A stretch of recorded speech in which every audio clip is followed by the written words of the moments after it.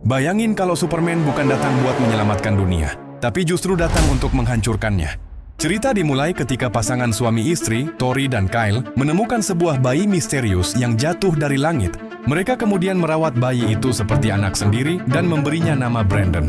Awalnya Brandon tumbuh seperti anak biasa. Pendiam, agak aneh, tapi masih terlihat normal. Sampai suatu malam ketika Brandon mulai mendengar suara misterius dari gudang.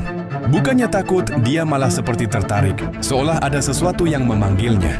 Dan sejak saat itu sifat Brandon perlahan berubah.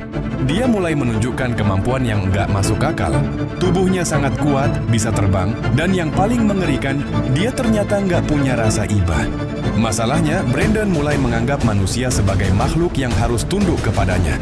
Ketika seseorang membuatnya marah, Brandon nggak berpikir dua kali. Dia langsung menggunakan kekuatannya untuk membalas.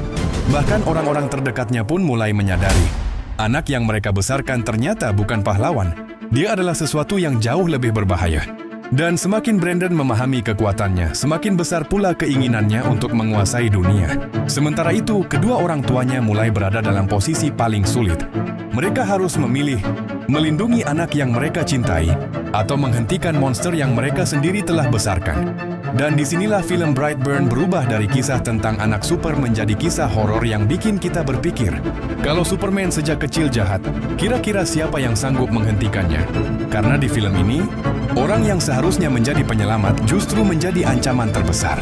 Dan yang paling serem, Brandon bahkan belum menunjukkan seluruh kekuatannya.